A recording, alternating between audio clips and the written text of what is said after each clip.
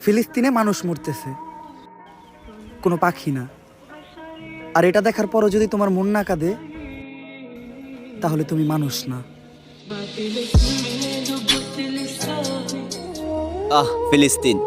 ফিলিস্তিনের শহর গাজা, যেখানে বোমার সাথে মানুষ উড়ে যাচ্ছে। জোরো হাওয়ায় গাছের শুকনো পাতা যেভাবে আকাশে উড়ে যায়, বোমার আঘাতে পবিত্র ভূমির মানুষদেরকে সেভাবে আকাশে উড়তে দেখলো বিশ্ববাসী। একদিন আমাদের সকলকে ইতিহাসের কাঠগড়ায় দাঁড়াতে হবে। মহান রবের কাছে চাওয়া শুধু একটাই, মৃত্যুর আগে এই জুলুমের শেষ যেন দেখে যেতে পারি। হ্যালো গাইস, কেমন আছো তোমরা? আশা করি প্রত্যেকেই ভালো আছো। তোমরা হয়তো থাম্বনেল দেখেই বুঝে গেছো আজকে কাদের নিয়ে কথা বলবো। আর করি না দেরি, চলুন সরাসরি ভিডিও শুরু করি। সৌদি আরবের প্রেসিডেন্ট সালমানকে নিয়ে কি বললো দেখুন। সোশ্যাল মিডিয়াতে একটা ভিডিও ভাইরাল হয়েছে, আর সেই ভিডিওতে দেখা যাচ্ছে সৌদি আরবের প্রেসিডেন্ট সালমান নেতানিয়াহুর সাথে ভিডিও কলে কথা বলতেছে। দেখছেন শত্রু কোথায় আছে? শত্রু আছে আমাদের নিজেদের ঘরে। আরে এদের ইশারাতেই তো ইসরায়েল ফিলিস্তিনের উপরে হামলা চালাচ্ছে। তোমাদের যদি রাসূলের দেশে জন্ম না হতো, আগে সর্বপ্রথম তোমাদের সাথে যুদ্ধ ঘোষণা করতাম। হে রব্বুল আলামিন, এই মুহূর্তে তোমার কাছে একটাই প্রার্থনা জানাই, তোমার যে আবাবিল পাখিটা আছে এই মুহূর্তে ছেড়ে দিতে হবে। আগে কিছু মুসলমান নামধারী শয়তানদেরকে ধ্বংস করতে হবে। ফিলিস্তিনের ছোট্ট বাচ্চাদের নিয়ে কি বললো দেখুন। ফিলিস্তিনিদের সাথে জুলুম হচ্ছে, বিশ্ববিবেক চুপ থেকো না। আর নিষ্পাপ শিশুর দোষ কি ছিল? উত্তর দাও এবার। মুসলমানরা শান্তি চায়, চাই মানুষ হিসেবে বেঁচে থাকার অধিকার। গাজাবাসীর উপর তবুও কেন চলছে এত অত্যাচার?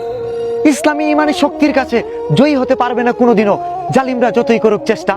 ইসলামের জয় হবেই হবেই। ফিলিস্তিনিদের পাশে আছে আমার মাতৃভূমির দেশটা। ঠিক কথা বলেছে, ফিলিস্তিনের পক্ষে আমার ছোট্ট দেশটা আছে। যত কিছু হয়ে যাক না কেন, আমরা ফিলিস্তিনের কাছ থেকে কখনো সরে দাঁড়াবো না।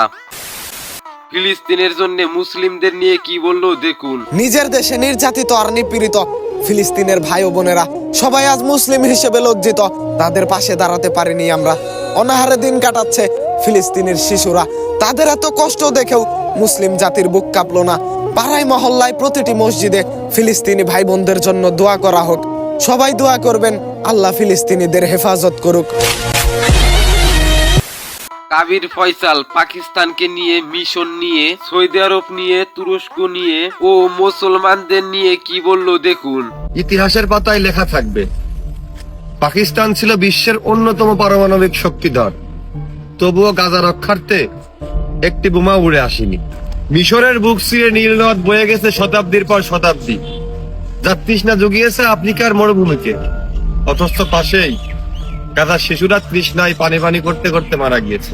সৌদি আরব, আরব আমিরাত, তারা ছিল তেলের সাগরে ভাসতে থাকা বিলাসী সাম্রাজ্য। কিন্তু গাজায় তাদের অ্যাম্বুলেন্স গুলো পেট্রোলের অভাবে, অক্টেনের অভাবে নিরুপায় হয়ে রাস্তায় বন্ধ হয়ে দাঁড়িয়েছিল। আশা প্রত্যাশার সব থেকে বেশি চোখ হয়তো তাকিয়েছিল তুরস্কের দিকে। সামরিক শক্তি, নিরাপত্তা বা কূটনৈতিক সহায়তা নিশ্চয়ই আসবে। পারমাণবিক হাইড্রোজেন বোমাও ছিল, কিন্তু গাজার আকাশে একটা ছায়াও দেখা যায়নি। সবকিছুই লেখা থাকবে ইতিহাসের পাতায় মুসলিমদের উপর এই জুলুমের কথা। তবে সব থেকে বেশি করুণ ভাবে লেখা থাকবে মুসলমান হয়ে যারা মুসলমানদের কষ্টে শুধু ফেসবুকে ইমোশনাল ব্যাকগ্রাউন্ড মিউজিকের ভিডিও আর স্যাড রিয়াক্ট দিয়েছে। এই নীরবতা ছিল মৃত্যুর পরে একটা মানুষ ঠিক যেরকম নীরব হয়ে যায়, সেরকমই ইতিহাস কথা বলবে ভবিষ্যতে।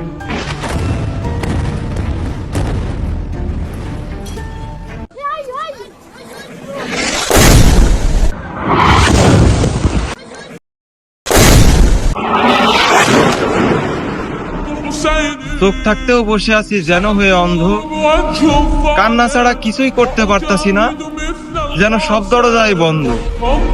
তবে হে রহমতের মালিক, তোমার রহমতের দরজা খুলে দাও। সবাই একসাথে যুদ্ধ করি, ভুলে গিয়ে সব দ্বন্দ্ব।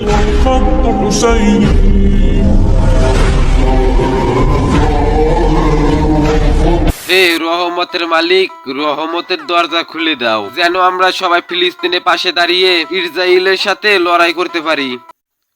ওমর ফিলিস্তিনদের নিয়ে কি বললো দেখুন। এটাই সময়, আসুন আমরা সবাই ফিলিস্তিনের জন্য এক হই, আর পুরো বিশ্ববাসীকে দেখিয়ে দিই যে আমরা বাংলাদেশি মুসলিমরাও কারো থেকে কম নই। মেজানুর রহমান আজহারি ফিলিস্তিনদের নিয়ে কি বলেছে দেখুন। খেপায় তুলছে আমি, ওই যে ফিলিস্তিনের পতাকা উড়াচ্ছে। আমরা এই পেকুয়ার ময়দান থেকে ফিলিস্তিনের সাথে, আমার ভাইদের সাথে আমরা সংহতি প্রকাশ করছি। আমরা মুষ্টিবদ্ধ হাতকে উপরের দিকে করে আওয়াজ করে আমার সাথে সাথে পড়ুন, ফ্রি ফ্রি আল আকসা। আওয়াজ তুলে পড়ুন, free free Al Aqsa, free free Al Aqsa. Palestine will be free from the river to the sea. Palestine will be free. Free, free Al-Aqsa. ওই যে ফিলিস্তিনের পতাকা উড়াচ্ছে, আওয়াজ তুলে পড়ুন, free free Al Aqsa, free free Al Aqsa. Palestine will be free.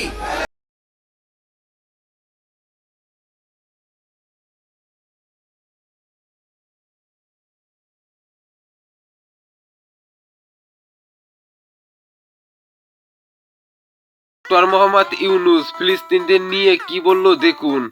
ফিলিস্তিনের জনগণের উপর চলমান নৃশংসতা, বিশেষত নারী এবং শিশুদের সাথে প্রতিনিয়ত যে নিষ্ঠুরতা বিশ্ব দেখাচ্ছে, তা থেকে নিস্তারের জন্য বাংলাদেশ অনতিবিলম্বে সম্পূর্ণ যুদ্ধবিরতির আহ্বান জানাচ্ছে।